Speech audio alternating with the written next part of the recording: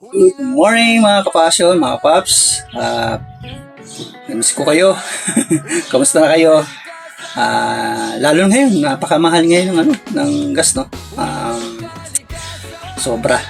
Lalo na yung diesel, no? Kaya, kamusta na yung mga motor nyo? Lalo na yung mga naka-carb. Naka-carb na scooter. Kamusta na yung mga motor nyo? Mga naka-Rusi Passion. No? Kamusta na yung mga motor nyo? Buhay pa ba? Sa akin buhay na buhay pa. So more than 6 years na to. Ginawa ko to yung pandemic eh. Kaya year 2020. Pandemic yun eh. Kaya 6 years na siya ngayon. Okay? So mga paps, kaya rin ako nag-video para kahit paano makatulong sa inyo. Kasi maraming, ito yung madalas laging tanong sa akin. Madalas na mga nagko-comment, nagme-message. Sa mga nagme-message, ako yung hihingi ng pasensya, no? Hindi ko kaagad-agad kayo ma-re-replyan. Pero pag may pagkakataon na nababasa ko, nire-replyan ko talaga kayo. Kaya humingi na ako ng pasensya kung sakaling hindi ko kayo nire-replyan. At huwag kayong magtatampo. Diba kasi nagtatampo pag hindi nire-replyan. Isa lang po ako. Hindi ko kayang i-monitor lahat ng message nyo. Okay? Or replyan. Okay? Ganito mga paps, para please gumawa rin ako ng video, please hindi lang isa yung matututo, marami marami dahil mapapanood nyo itong video na to. Okay? Ang topic natin is ganito. Ito yung topic natin sa video na to. Mahirap humata. No? Mahirap humata or minsan kapag na-revolution mo namamatay, no? Minsan pag start mo pa lang namamatay. Okay? Pag napadaan ka sa hams namamatay. Ano pa ba? Kapag may angkas, hirap na mata, nabibitin. Ito yung mga common mga paps. Kaya sinasabi ko sa inyo. Okay? So, ganito mga paps. Itong papakita kong parts ay isa lang to sa machichikin nyo. No? Hindi ibig sabihin na ito lagi ang problema. Pero ito madalas talaga sa mga carburetor. Pati sa mga FI, pero madalas talaga sa carburetor. So, may isang problema, pero hindi lang yung isang parts ang dapat nyo sisihin. So, marami yan. Pero focus tayo sa isa muna. Okay? Isa lang to sa matching. Please meron kayo idea. Okay? Ito.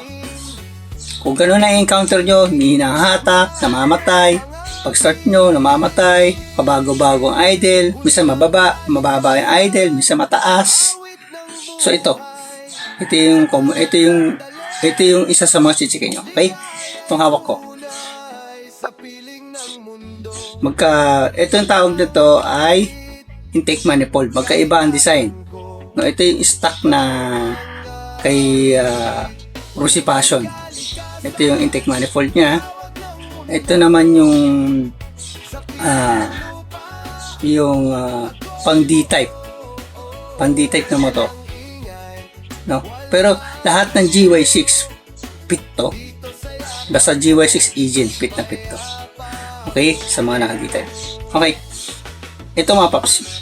Kapag na-encounter nyo ganon, mahinahata kung ano yung mga sinabi ko kanina, ito yung muna yung chicken nyo. Okay? Minsan ito, example ito muna. Itong rubber na to. Katagalan to, nagkakaroon ng mga crack yan. Nagkakaroon ng crack. Tapos yung kinaka-o-ring niya, nasisira rin yan. Chicken nyo yung maigi yan. Para hindi pa ulit-ulit yung kakalasin yung mga pesang ito. Lagi yung chicken. Kapag may damage na, palitan niya yung o-ring. O-ring yan. Minsan nagkakaroon ng damage yan. Okay? Chichikin. Pag kinapaan nyo, halos pantay na, palitan nyo na yan. Ibig sabihin, hindi na niya nasisil. Kasi pag ang intake manifold ay nagkaroon ng singaw, talagang papalya-palya ang motor. Hihinahatak. Lahat na nabanggit ko kayo na gano'n. Hihinahatak, namamatay-matay, pag nalulubak, namamatay. Ganyan. Isa yan Kasi marami kasing dahilan mga paps. Okay? So, minsan hindi lang dito. Minsan dito rin. May na-encounter na ako niyan. May taga Las Piñas, no? pumunta dito sa akin, nakailang mekaniko na siya. So hindi na check ng mga mekaniko na check. Yung ito mismong bunganga ng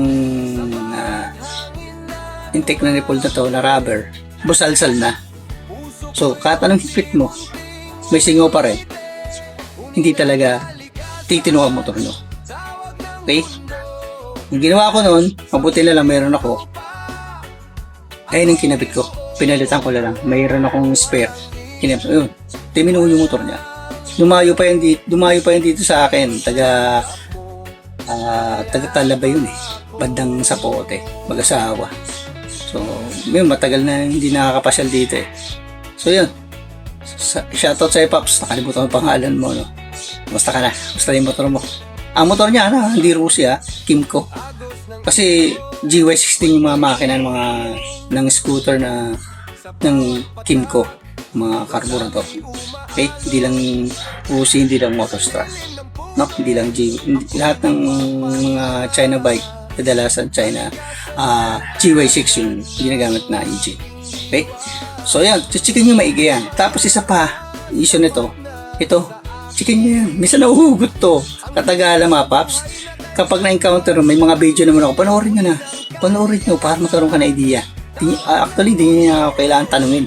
Andun na halos lahat yung mga video tips ko sa YouTube. Panoorin nyo na lang doon na lahat. Panoorin nyo na lang. Okay? Yan. Yan yung tinuturo ko. Yan na nagkakaroon din ng singaw yan. No? Kapag inanuyot na hugot, ay gawin nyo ng paraan. Dikitan nyo yung pandikit na kayang tumagal, yung mga high temperature na silicone. Pwede yan. Okay? So, yan lang. Tapos, about naman dito sa intake manifold na to. Ito, siyempre matibay yan. Hindi nagkakaroon ng crack. So, ang nagiging problema naman ito, si D10. Meron yan dito. Ang tawag dito ay silicone. Ang tawag dito ay insulator gasket. Okay? Para sa mga newbie, ito ay insulator gasket. Ang purpose nito ay siya yung nag-absorb ng heat sa pagitan ng intake manifold at ng makina. At dalawa to ha. Meron yan dito. Meron yan di sa taas din. Sa pagitan ng intake manifold at carburetor. So, ayun nga mga Paps. At huwag niyong kakalimutan, meron niyang o-ring. O-ring nga mga Paps. Chichikin nyo rin yan. Gaganunin nyo rin. Kapag masyado, pag hindi niya sa umbok at wala na kayo, at may damage na rin, palitan nyo yung o-ring. Kasi kahit anong gawin nyo, kapag hindi nyo napalitan, magiging problemado lang kayo sa motor nyo. Okay? At bukod doon, meron din tayong tinatawag na gasket. No, kasi yung sukat ng insulator na to. No, kasi meron yan dito, ayan. Lalagyan din yan. Isa nito nadadamage din to. May nabibili rin to sa mga motor shop. Okay? Ang gawin nyo, i-drawing nyo lang or dalayin nyo ito. Sabi nyo, gasket camo na para dito. Okay? Pag ito na-damage na rin, talagang magkakaroon ng singaw, magiging problemado kayo uli sa motor nyo. Okay? Mga Paps, maraming mga dahilan kung bakit nagkakaproblema tayo sa motor, hindi na ang hatak, mamatay-matay. So, isa lang to sa mga chichikay mo. Yung mga yung pinakita kong mga parts. Like, katulad nito. Okay? So, yan. Ano pa ba? Tapos, kung ganito yung carburetor nyo, meron din yung o-ring, mga Paps. Kakapain nyo rin. Kapag hindi na siya maumbok at may damage na rin, palitan nyo na.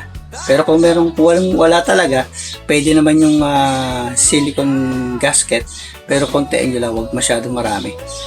No? Dito lang sa part na pinakalabas. Huwag doon kasi minsan nagkakaroon ng bara at napupunta dun sa mga jettings ng carburetor. So, yun lang. Ano pa ba? So, yun. Minsan ano isa sa carburetor din, no? Kapag hindi na hatak, palyado na yung carburetor, wala na tayong magagawa doon. Yan na yung na-check nyo na yung intake manifold, ito na-check nyo na ito yung intake manifold, lahat na-check nyo na sa palagay nyo, tapos sa-check nyo rin to, okay naman to, okay na talaga ha, check nyo. So, doon na tayo pupunta sa bandang carburetor. No? Isa siyempre kung sa palagay nyo yung carburetor nyo ay talagang matagal na, no, obvious naman talaga yan na tapos madalang kayo maglinis ng carburetor, so try nyo muna linisan. Linisan. Kapag ganun pa rin, nalinisan nyo na yung mga jetix, no? Double check nyo rin yung mga jetix, mga paps, parang pag may mga corrosion na, hindi talaga mapapatin. Experience ko na yan. Kaya kailangan yung magpalit ng kung ang jetings nyo talaga may mga corrosion at kahit anong linis nyo talagang ganun pa rin, try nyo muna magpalit ng mga repair kit ng carburetor. Minsan, doon din ang problema. Tapos yung pinakabaso niya ng carburetor, kung ganito, may baso yan. Pag may mga gasgas na, humihina na rin yung vacuum niyan, pahigop. Kasi itong carburetor, humihigop to may vacuum to sa loob. So, kapag may damage na yung needle niya, yung pinakabaso niya, may gasgas. Pero kung yung gasgas niya yung medyo slight lang at hindi naman masyadong makapal, ihayin niya lang ng 1,000 yun. Tapos, lagyan yung pahiran niya konting grasa lang. Konti lang mapapam. Or oil, konti lang. Tapos, huwag punasin nyo ng basahan para kasi didikitin din yung mga alikabok pag humigop yung carburetor. Humigop yung carburetor ng hangin sa labas. No? Galing airbox. Okay, ano pa ba? Isa pa. Tigdag ko na rin. Total, mahaba na rin itong video. Nako, yung mga baser ko na sasabihin na naman sa akin, ang daldal naman, daming pinagsasabi. Direct to the point na. Kailangan natin i-explain mga paps. No? Kung nagmamadali kayo, huwag kayong manood. Buhay na sarili yung video. No? Ito mga paps, kaya ko rin kasi sinasabi kasi may mga baser talaga na feeling magaling. No? Sabihan ka madaldal. Kung ano naman pinagsasabi mo, direct to point na sabihin mo. Ganun sila eh. Mga baser, sabi ko nga, kahit ano pang sabihin ko, kahit ano pang ganda sabihin ko, pangit pa rin sa kanila kasi nga baser sila eh. Pero salamat pa rin sa inyo. Okay, dahil napapansin nyo ako. Okay, ganito. Isa pang tips mga paps sa mga newbie. Yung check nyo rin yung vacuum hose. No, yung vacuum hose, lalo na pag may angkas kayo, tapos nawawala yung hatak. Minsan kasi naiipit yan. Lalo na kung posisyon ng vacuum hose nyo at ng fuel cap nyo ay nasa bandang puan. Talaga minsan may case na naiipit yan. No? Check nyo rin yung vacuum hose, yung fuel hose. Minsan hindi na maluwag or may crack or may butas. No, check nyo yan. Kasi yung akala nyo mga simpleng bagay, malaking problema yan. Malaking dulot na problema yan sa motor nyo pa. Kaya nagiging palyado or hirap maghatak, umatak. No, pag dinirevolusyon mo, namamatay. Mga ganyan. So, itong mga sinabi ko ay tips lang to mga paps. Okay? Iba pa rin yung actual troubleshooting. No? Actual troubleshooting ang susi para masolusyonan yung mga problema ng mga motor nyo. Okay? So, yun mga paps, mahaba na ng video. Baka masabihan na naman tayo madaldal. So, maraming salamat sa panonood nyo. Lalo sa mga solid kong followers sa YouTube. Maraming salamat sa inyo sa suporta. Sa inyo, gagawa pa tayo ng mga ibang video kapag hindi na tayo masyadong busy.